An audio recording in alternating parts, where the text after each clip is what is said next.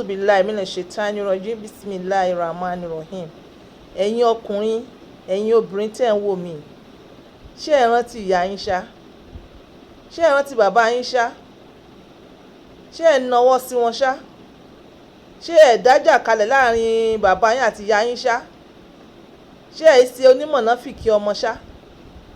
Mo ń fi àsìkò yìí sọ fún yín pé ẹ mọ́ rántí ìyá yín fa, ẹ mọ́ rántí bàbá yín fa, ẹ mọ́ nawọ́ sí wọn fa, ẹ mọ́ fún wọn ní jíjẹ fa, ẹ mọ́ fún wọn ní jímúmu fa, torí pé kí ni àlùjànnà lẹ́ ń tọrọ fúnra yín, ìfọ̀kànbalẹ̀ lẹ́ ń tọrọ fúnra yín, ẹ̀mí gúngùn àlàáfíà kọ́mọ náà lè bá àṣefẹ́yìn náà kẹ́rẹ́ ọmọ pè ránṣẹ́ lẹ́ ń tọrọ fúnra yín, torí pé kò sí níbi tẹ́ ẹ ti rí kà nínú ìwé mímọ́ pé ṣíṣe ni ìyá yín kẹ́ àbándọ̀ ìyá yín bọ́lẹ̀ ti rí kà, kò síbi tẹ́ ẹ ti rí kà, kò síbi tẹ́ ẹ ti rí kà kẹ́ àbándọ̀ bàbá yín.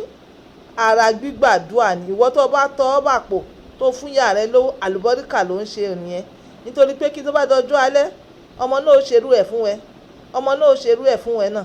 Ẹ mọ́ gbàgbé yín o, mo fẹ́ sanwó skul àwọn ọmọ mi ni, mo fẹ́ sanwó ilé ibi tí mò ń gbé ni, ìyẹn ò dífá, ìyẹn ò ní kó affect thousands tó fẹ́ fún ìyá rẹ, ìyẹn ò ní kó affect thousands tó fẹ́ fún bàbá rẹ. Mo hope pé understand mi, ìwọ̀nba tó fẹ́ fún ìyá rẹ àti bàbá rẹ ìyẹn ò dífá. Inú kòsíkòsí náà ni wàá ti tọwọ́ bà kò ní wàá ti fún wọn, wàá wá rí bọ́lá ó ṣe wá bùkún ẹ, tọ́lọ́ wàá fún ẹ dáadáa, tí wàá rí náà tí wàá lò, tí wàá tún ṣẹ́kù pàápàá.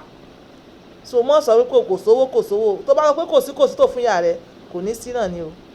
Tó bá wọ kòtó tó fún ìyá rẹ tó fún bàbá rẹ kò ní tó náà ni. Tòwọ́ tó bá ń gbọ́ mi ní wákàtí tí mo ṣe ń sọ̀rọ̀ yìí ni pé kíákíá nawọ́ sí wọn, mọ́ wàá ṣe lè láṣẹ mọ́ o, mọ́ continue wàá wá rí bọ́nà rẹ ṣe máa là. Tó bá dẹ̀ ti fún wọn tán ìwọ tọrọ àdúà, wọ́n fẹ́ ládùà tinú tọkàn, gbogbo ètò ọ̀pọ̀ dì yẹn wàláhì tàláhì ó máa ṣí, wàláhì tàláhì ó máa ṣí. Èmi Ọlọ́run ló sọ bẹ́ẹ̀, èmi kọ́ ni mo sọ bẹ́ẹ̀, ó máa ṣí torí Ọlọ́run ló ní ká nífẹ̀ẹ́ ìyá wa, ká nífẹ̀ẹ́ bàbá wa, ká sì provide fún wọn tí Ọlọ́run bá fún ẹ.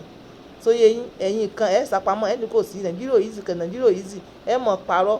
Nǹkan tí ìyá yẹn jẹ láti last month báyìí ẹ̀ béèrè, nǹkan tó jẹ láti 2 months báyìí ẹ̀yin kan ò béèrè. Ẹ dákun, àrọ̀ yín ni ẹ nawọ́ sí wọn, Ọlọ́run náà mọ̀ ṣe kí ni, Ọlọ́run náà dẹ̀ mọ̀ gbà fún yín, ẹ̀ dẹ̀ ní rógun wàhálà.